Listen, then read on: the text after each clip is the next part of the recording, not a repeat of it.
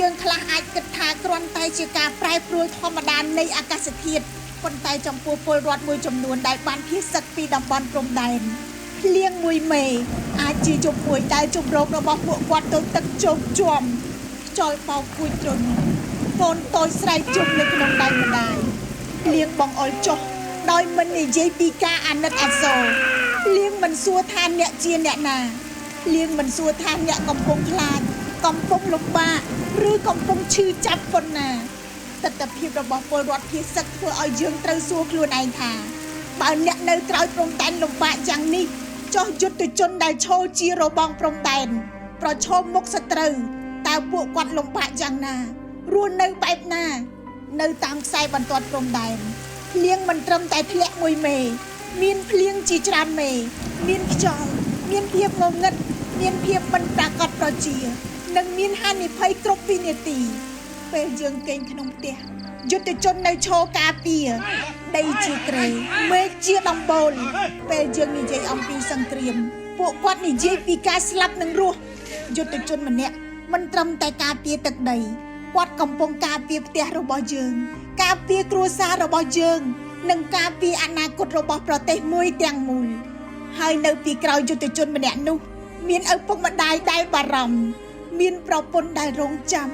មានកូនដែលនឹកឪពុកនិងមានប្រជាជាតិមួយដែលជំពាក់គុណដូច្នេះភ្លៀងធ្លាក់មួយមេមិនគួរធ្វើឲ្យយើងត្រឹមតែអាណិតអាសូរទេ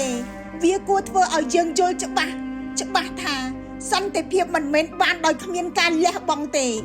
ច្បាស់ថាព្រំដែនមួយត្រូវបានការពារដោយញើសដោយឈាមនិងដោយជីវិតយុទ្ធជនរបស់យើងភ្លៀងធ្លាក់មួយមេអាចឲ្យយើងស្រមៃគិតថាតើយើងអាចធ្វើអ្វីបានខ្លះចំពោះអ្នកដែលកំពុងក្រាញននាលដើម្បីការពារអាយុជីវិតរបស់ពួកយើងដោយមិនបានទាមទារសំណងយើងអាចជួយពួកគាត់បានដោយការចែករំលែកការឧបត្ថម្ភនិងការមិនភ្លេចគុណនោះហើយជាកម្លាំងពិតរបស់កម្ពុជាចូលយើងចាំថាប្រទេសមួយដែលគេកោតខ្លាចពឹងលើស្មារតីក្លាហាននិងសាមគ្គីរបស់ប្រជាជន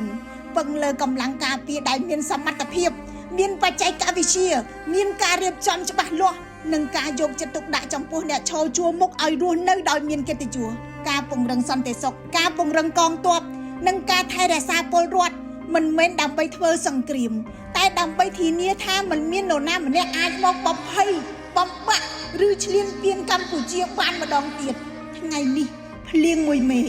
អាចធ្វើឲ្យជំរំមួយត្រជាក់អាចធ្វើឲ្យយុទ្ធជនម្នាក់រងាអាចធ្វើឲ្យកូនខ្មែរម្នាក់ខ្លាចប៉ុន្តែបើយើងរួមគ្នាបើយើងចែករំលែកភាពកក់ក្ដៅឲ្យគ្នាបើយើងឈរជាមួយគ្នាថ្ងៃមួយភ្លៀងធ្លាក់មកម្ដងទៀតវានឹងមិនមែនជាភ្លៀងនៃទុក្ខសោកទេប៉ុន្តែជាភ្លៀងដែលធ្លាក់លើប្រទេសមួយដែលរឹងមាំមានសាមគ្គីភាពនិងមិនអាចបំបាក់បានកម្ពុជាត្រូវតែរួមគ្នាកម្ពុជាត្រូវតែរឹងមាំកម្ពុជាត្រូវតែក្លាហាន